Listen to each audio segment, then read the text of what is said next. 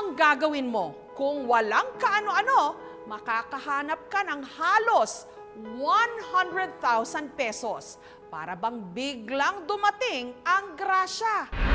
Binaha ang pamilya Escolano dahil sa bagyong Maring nito lang nakaraang buwan para namang sumikat ang isang bahaghari pagkatapos ng bagyo at natagpuan nila tila sa hangganan ng bahaghari ang sinasabi nilang pot of gold. Hindi nga lang literal na banga, kundi balde na naglalaman ng 91,500 pesos. Paano nangyari ito? Una no, para may unan tayo. Nagliligpit daw noon si Nanay Marina matapos ang baha nung nakita niya ang balde. Ang daming kalat dito sa amin sa loob ng bahay. Ginawa ko, linagay ko dito sa labas ni anak ko binuhat. Ilan araw dyan, hindi namin ginagalaw. Kasi hindi naman din masyado importante eh. Ang dumi, ang baho-baho na nung linabog kasi ilan araw na eh. Nilinis ni Nanay ang balde na sa loob merong shorts. Makita ko nga yun, binulaglag ko na yun isa-isa. Nakita ko nga yung short. Pagkatapos, sinabukol. Pinatuwari ko, ginanyan ko, may nakita ko kapirasong dulo. Noon akin nahuhugutin,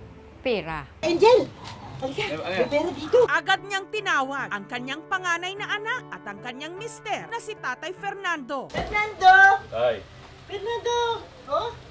Kwarta! Si Tatay napaluha sa nadiskubre ng kanyang misis. Di nakita niya yung panyo. Ay, yan ang hinahanap ko. Sa drawer niyo nakita. Sabi ko, hindi namin sa drawer yung nakita. Eh, yun pala, nalimutan niya. Doon niya nailagay sa short. hindi naman niya alam eh, pera ko yun eh. Tapos nung simigaw, pinano, tatay natin, may nakuha kang pera. O pera ko yung akin yan. Salamat sa laman ng shorts. Mukhang hindi na raw sila masyo-short. May pagod kami, nagliligpit kami.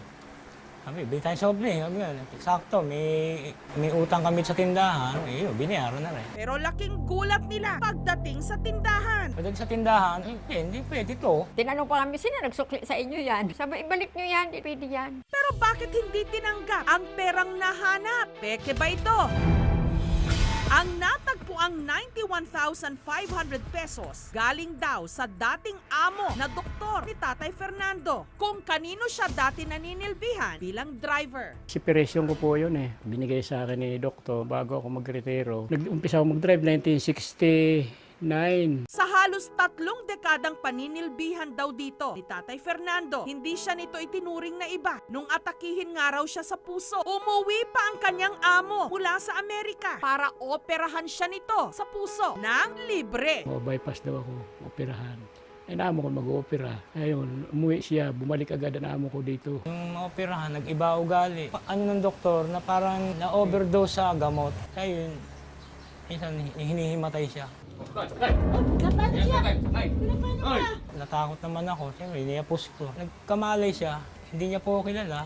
Kinagat niya ako dito at sabi niya, tanong niya sa akin, sino ka? Yun nga lang, si Tatay Fernando, dumalas daw ang pagiging makakalimutin. Ginagawa ko yung TV dahil, yun niya, nasira dahil sa kanya. And last night, siya yung huling nanood, nalimutan niya, patayin, ayun, sira. Gripo, malimit, bubuksan, tapos nalilimutan niyang patayin. Ayan, minsan, kinabukasan, bahado sa banyo namin dahil nga nalimutan patayin yung tubig. Bulping ko. Ayan tayo. Oh, teka mo. Tulad niya yung may hinahanap siya. May hinahanap siya kung minsan ang susi, kung minsan ang mga liit-liit na bagay. At sa lahat ng kanyang mga nakalimutan, pinakapinanghihinayangan niya ngayon ang kanyang separation pay na kanyang itinago. Personal na binigay niya sa akin yun, chiki. Iningkas ko kaagad sa bangko. Yung ginawa ko, 70 lang binigay ko sa asawa ko. Yung 100, tinago ko sa pantalon ko na maong. Nalot ko yun sa plastic at saka sa panyo. Plastic at saka yung panyo, wala na. Lagay ko na sa bulsa. Tinago ko na. Pagka sa cabinet ko yung nilagay yun. Kaya lang ang asawa ko, ugali-ugali nito, maghalongkat ng mga luma, ilalagay sa drum. Ugali na rin daw kasi ni Tatay Fernando ang pagiging malihim kahit sa kanyang pamilya. Gusto ko wala nakakalam eh. Mahilig ako mag-surpresa sa kanila eh. Madalas ako magtago sa kanila pero nilalabas ko. Kaya halimbawa, tatago ako ngayon, ipunin ko tapos wala na sila. O mayroon ako, bibigyan ko sila. Pero ang mahalaga ngayon, natagpuan na nila ang halos 100,000 pesos na kanyang isinilid. Umaasa silang malaking tulong ito, pambili ng gamot, pang maintenance nilang mag-asawa. Para sa puso ko, para sa dugo, para sa high blood, para sa bato. Pero pa kanina para sa pagdumi ko. May binibili rin ako, may maintenance ako, tapos magpapa-opera ako sana matagawanan, may katarata ako. Ano nagagastos yata niya eh? Kulang-kulang na 4,000 sa isang buwan. Taman-tama at kailangan na raw ni tatay magpa-check up. Lalo na't nito lang nakalipas na 3 taon. Sumailalim siya sa tinatawag na shockwave therapy para naman sa kanyang sakit sa bato. Kailangan ko po talaga yun. Pera na yun. Importante po, maaari nga lang po bukas na po Kailangan lang laboratory ako Pero teka, bakit nga ba hindi tinanggap ng tindahan ang nahanap nilang pera? Naburo kasi ang mga salapi sa loob ng balde, sa loob naman ng 2 taon. Expired na ayon sa Bangko Sentral ng Pilipinas o BSP. Sana maawa naman po kayo, papalitan yung pera ko.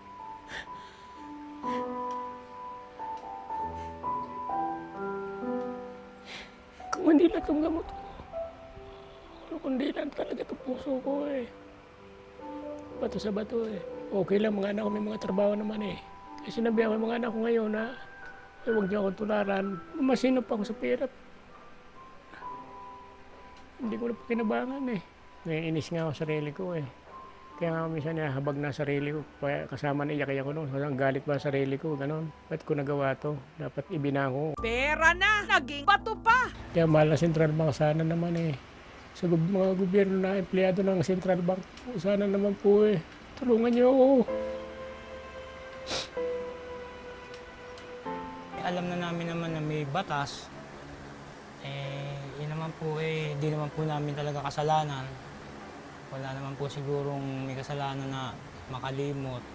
Lalo na sa may taong may sakit. Paalala po, ipapalit na rin ang perang luma ang disenyo dahil pagtungtong po ng bagong taon, hindi nyo na po yan magagastos. December 29, 2014, nung inanunsyo ng Bangko Sentral na magsisimula na ang demonetization o pagpapasawalang bisa sa halaga ng ilang mga lumang peso bill. Naaayon ito sa Section 57, Republic Act No. 7653 o ang New Central Bank Act kung saan nakasaad na ang mga lumang perang papel mapapalitan na ng new design series. Meron tayong mandate na dapat pangalagaan ang integridad ng ating pera. Pinaka-main purpose kung bakit tayo nagde-demonetize at nagpapalit ng disenyo ay dahil nag-adapt tayo ng mga bagong pera at nilagyan na natin siya ng mga modern na ng mga security features. Sa totoo lang daw, makailang beses nang iniurong ng Bangko Sentral ang kanilang deadline para mapalitan ang mga lumang pera. At nito lang Hunyo 30, 2017, ang huling palugit na ng BSP para mapalitan ang mga lumang pera. Hindi, tuluyan na itong mawawalan ng halaga. Gayunpaman, nagbabakas sakali ang pamilya ni Tatay Fernando. Baka naman bigyan sila ng special consideration ng Bangko Sentral. Lalo pa makakalimutin na si Tatay dahil sa kanyang kalusugan. Kaya sa pakiusap ni Tatay Fernando, sinamahan siya ng aming team sa Bangko Sentral. Papalitan pa ba ang kanyang 91,500 pesos? Ang una pong deadline natin yan sa pagpapalit ay December 31, 2016. Ngunit may mga kababayan tayong sabi hindi nakaabot sa deadline. Inurong pa ho ulit ng June 30, 2017 yung deadline. Lumampas na po yung June 30. Yung pera ho natin ay hindi na ho pwedeng mapalitan. Kaya po kami sumadya nga rito. Nagbabakasakali lang po na baka nga po pwede pa po mapalitan yung aming old money. Gawa nga po dun sa nangyari po. Nagpapasalamat to ang BSP at kami ho'y naintindihan ninyo. Wala akong magagawa, kasalanan ko Kung yun po yung desisyon nila talaga, wala na po tayong magagawa. Respetuhin natin po. Plano ko wala. Nangihingi nila ako sana muna sa mga pamunuan lokal dito sa atin. Nangihingi ako ng pera. Pambili ng gamot. Samantala, bilang tulong na rin kay Tatay, ipina-check up namin siya sa isang neurologist. Sabi, at least moderate na ang naapektuhan ng kanyang cognition. So, meron na siyang dementia. Pag sinabi mong dementia, nawawala yung dahan-dahan yung mentation ng tao. Kasama na din yung pagsasalita, yung pag-execute ng mga ginagawa. Memory, very important. Pagka ang tao ay nag-retire, tumigil na sa usual activity niya, being active, it can be a risk factor. Hinandugan na rin namin ang mag-asawa ng 3 buwang supply ng kanilang mga gamot. Napakarami, salamat. Salamat na madami sa inyo. No, sa... Ang tagal mo itong tubo. Huwag sanang kakalimutan ang leksyon sa karanasan ni Tatay Fernando. Ang pera, hindi porket isinilid, madudukot sa oras ng pangangailangan. Katulad ng anumang bagay, napapaso ito, pwedeng maging bato.